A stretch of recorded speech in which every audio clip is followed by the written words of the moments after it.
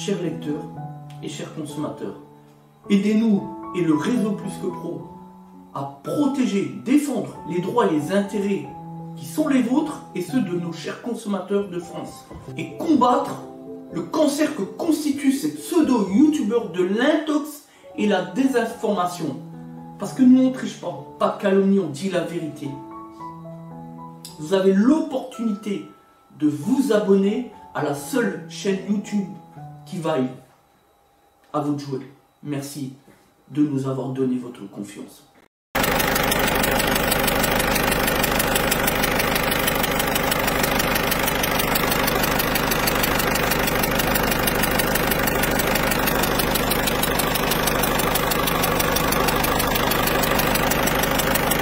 Voilà, donc là on a l'injecteur 2, 1, 2, 3, 4, injecteur 2 qui fuit, on l'entend, on voit même la fumée s'échapper un petit peu. Donc voilà, on va refaire les joints d'injecteur pour éviter le risque de la casse turbo, puisqu'on sait que on a un cheminement au niveau interculasse qui remonte ici pour contaminer la durite qui amène le graissage au turbo tout simplement.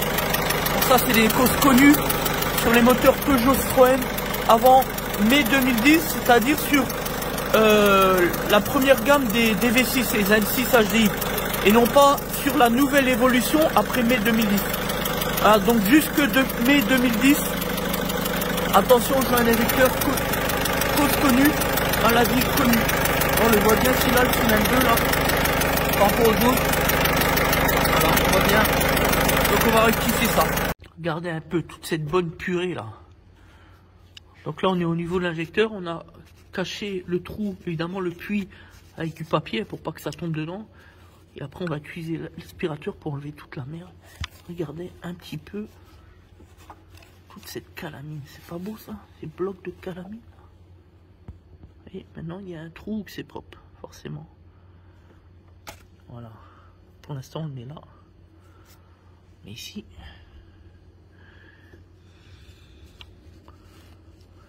regardez ça.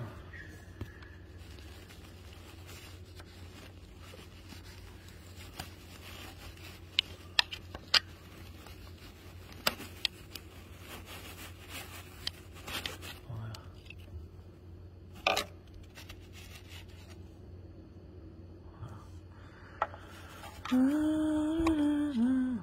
L'idéal, c'est qu'il faut bien nettoyer autour du goujon, très important.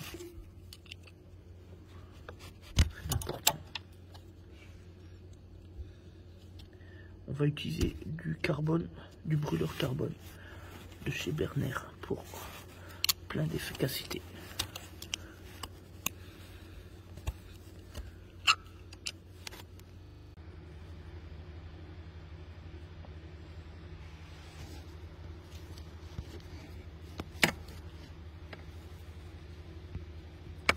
Donc là, on a bien traité l'injecteur, y compris au niveau du filet, très important.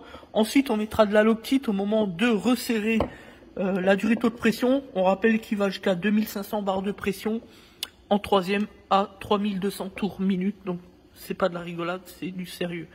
Ici, on a remis le petit guide là en blanc, l'entretoise, enfin bref, on appelle ça comme on veut.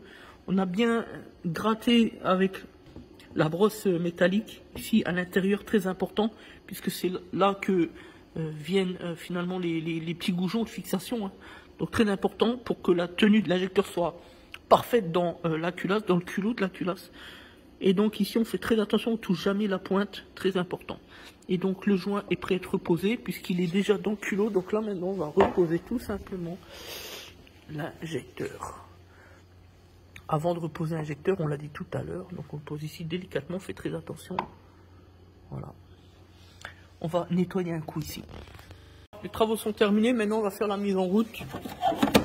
Et on va pouvoir constater la différence de bruit évidemment avant, puisqu'on avait l'anomalie, retour de pression, le fameux petit bruit pchut, pchut, pchut, pchut, plus les vapeurs de gaz à brûler qui rentrent dans l'habitacle, c'est désagréable et surtout ça peut être dangereux, hein, c'est ni plus ni moins que du dioxyde de carbone. Même si c'est pas à l'état pur, mais enfin bon, bref. Voilà, donc maintenant, la mise en route, c'est parti. Voilà, donc, On a prévu le produit pour désinfecter l'habitacle hein, des mauvaises odeurs évidemment. Alors ça c'est un produit extrêmement efficace, un peu coûteux mais extrêmement efficace, qui est vraiment très bien, surtout contre tout ce qui est Covid hein, finalement, puisque c'est antiviral. Voilà, donc c'est vraiment top. En tout cas nous ça fait longtemps qu'on les utilise, ça donne une bonne odeur, donc c'est toujours intéressant.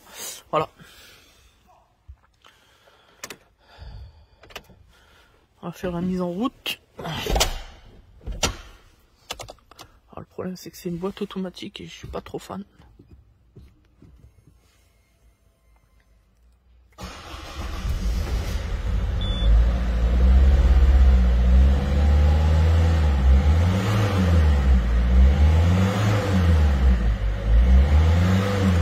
C'est plutôt bien passé.